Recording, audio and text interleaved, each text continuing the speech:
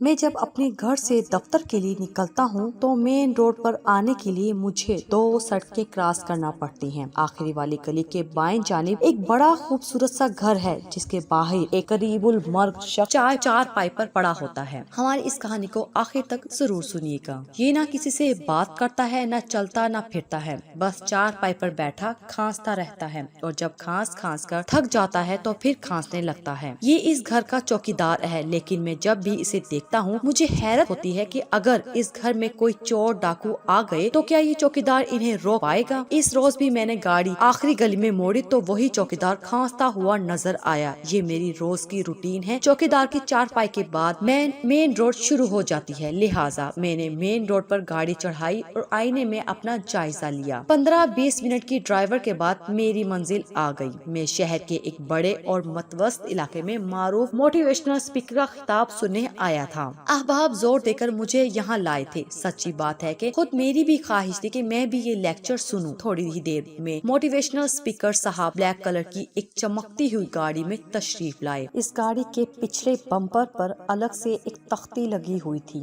جس پر MS لکھا ہوا تھا۔ شاید یہ موٹیویشنل اسپیکر کا مخفف تھا، اور اپنی گفتگو سے حاضرین پر ایک سحر طاری کر دیا۔ انہوں نے کہا کہ ہم لوگ اپنی زندگیوں میں اس قدر مگن ہو گئے ہیں کہ ہمیں پتہ ہی نہیں چلتا کہ ہم اپنے سامنے چلتے پھرتے لوگوں کو کس قدر اگنور کر رہے ہیں۔ اگر سکون اور خوشی چاہیے تو ہمیں چھوٹی چھوٹی غلطیوں کو بھلانا ہوگا، سب کو معاف کرنا ہوگا۔ موٹیویشنل اسپیکر کی بات سن کر پورے حال میں خاموشی چھا گئی۔ انہوں نے پوچھا، کیا آپ لوگوں میں سے کوئی ایسا ہے جس نے کبھی اپنے باپ کو گلے لگایا ہو؟ کچھ دیر خاموشی رہی، پھر موٹیویشنل اسپیکر نے آہستہ سے کہا، آج گھر جائیں اور جن کے باپ زندہ ہیں انہیں گلے سے لگائیں، پیار کریں، اور اگر کوئی شکوہ بھی ہے تو اسے بھلا دیں۔ پروگرام کے اختتام سے پہلے ہی مجھے ایک ضروری میٹنگ کی کال آ گئی، اٹھنا پڑ گیا۔ میٹنگ 2 گھنٹے جاری رہی اور اسی دوران کھانا بھی نہیں کھایا جا سکا۔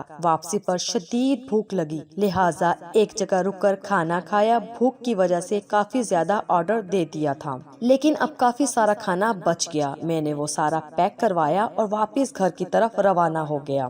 آخری گلی میں مڑتے ہی چوکیدار پھر میری نظروں کے سامنے تھا۔ میرے ذہن میں اچانک موٹیویشنل اسپیکر کے الفاظ گونجنے لگے، کیا کوئی ایسا ہے جس نے کبھی اپنے باپ کو گلے سے لگایا ہو؟ خیال آیا کہ یہ چوکیدار بھی تو کسی کا باپ ہوگا، پتہ نہیں اس کو کبھی اپنے بیٹے کی جب نصیب ہوئی یا نہیں۔ میں نے کسی خیال کے تحت گاڑی چوکیدار کے پاس روکی، پیک کروائے گئے کھانے کا شاپر اٹھا کر اس کے پاس آ گیا۔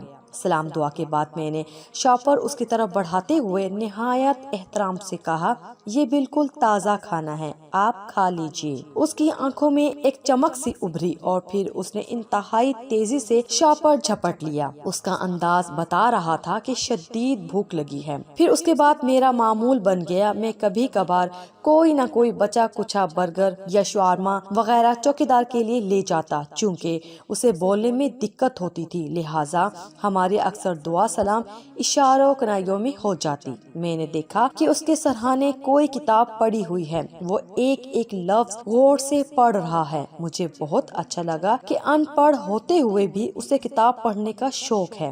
میں نے گاڑی روکی، سلام کیا اور قریب جا کر دیکھا تو ہوش اڑ گئے، وہ دیوانے غالب پڑھ رہا تھا۔ یہ میرے لیے شدید حیرت کی بات تھی، البتہ یہ نہیں پتا تھا کہ کیا وہ واقعی کتاب پڑھ رہا تھا یا کسی کی کتاب اس کے سرہانے رکھی تھی۔ میں نے تجسس کے ہاتھوں مجبور ہو کر اشاروں سے پوچھ ہی لیا کہ یہ کتاب یہاں کیسے آئی۔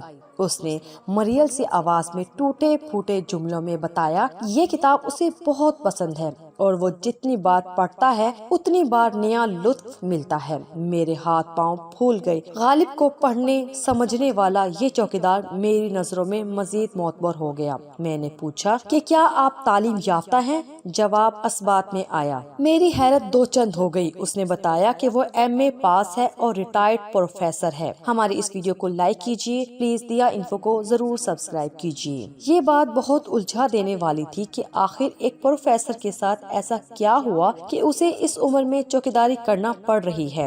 اس راز سے بھی اس نے خود ہی پردہ اٹھا دیا۔ ایسی حقیقت بیان کی کہ کچھ دیر کے لیے مجھے اپنی سانسیں رکتی ہوئی محسوس ہوئی۔ یہ بزرگ جسے میں چوکیدار سمجھتا رہا اس گھر کا مالک تھا۔ 3 بیٹے تھے، تینوں کی شادیاں کر دی، بیوی فوت ہو گئی تو یہ دیکھتے ہی دیکھتے بوڑھا ہو گیا۔ کھانسی اور بیماری کی وجہ سے بچوں کو تشویش ہوئی کہ کہیں باپ کی بیماری ان کے بچوں کو نہ لگ جائے، لہٰذا سب گھر والوں کے باہم مشورے سے طے پایا کہ ابا جی کی چارپائی گھر سے باہر لگوا دی جائے تاکہ وہ آرام سکون سے جی بھر کے کھانس سکیں۔ یوں اب گھر والے بھی چین کی نیند سوتے تھے اور ابا جی کو بھی اپنے بیٹوں اور اولاد کی جلی کٹی باتیں نہیں سننا پڑتی تھی۔ انہوں نے بتایا کہ وہ اپنی اولاد سے بالکل بھی ناراض نہیں، کیونکہ انہوں نے کہیں سنا تھا کہ اگر سکون اور خوشی چاہیے تو ہمیں چھوٹی چھوٹی باتوں کو بھلانا ہوگا، سب کو معاف کرنا ہوگا۔ یہ جملہ سن کر میں چونک اٹھا۔ یقیناً انہوں نے بھی موٹیویشنل اسپیکر کا لیکچر پڑھا یا سنا تھا، کیونکہ یہ بات میں نے بھی وہیں سنی تھی۔ انہوں نے بتایا کہ ماشاءاللہ ان کے تینوں بیٹے بزنس مین ہیں اور بہت اچھا کماتے ہیں، تینوں کے پاس اچھی گاڑیاں ہیں۔ میں نے اس روز بہانے سے انہیں بہت کوریدا کہ شاید ان کے دل میں اپنے بیٹوں کے لیے کوئی تھوڑی سی بھی نفرت ہو، لیکن وہ ہر حال میں اولاد سے راضی نظر آئے۔ پچھلے دنوں میں ان کے گھر کے قریب سے گزرا تو وہ ٹھٹک کر رک گیا۔ ان کی چارپائی کے پاس ایک گاڑی کھڑی تھی۔ میں نے تھوڑا آگے جا کر اپنی گاڑی روکی اور پروفیسر صاحب کے پاس آ کر بیٹھ گیا۔ وہ فخر سے مجھے بتانے لگے کہ یہ گاڑی ان کے بیٹے کی ہے۔ اس دوران گاڑی سٹارٹ ہونے کی آواز آئی۔ غالباً ہم دونوں کی گفتگو کے دوران ہی ان کا بیٹا گیٹ سے باہر نکلا اور گاڑی میں بیٹھ کر روانہ ہو گیا۔ پروفیسر صاحب نے بیٹے کی جاتی ہوئی گاڑی کی طرف دیکھا اور بے اختیار ہاتھ اٹھا کر بولے، خیر نال جا تے خیر نال آ۔ میں نے چونک کر گردن موڑی۔ گاڑی کافی آگے جا چکی تھی، لیکن اس کے پچھلے بمپر پر MS کے الفاظ صاف نظر آ رہے تھے۔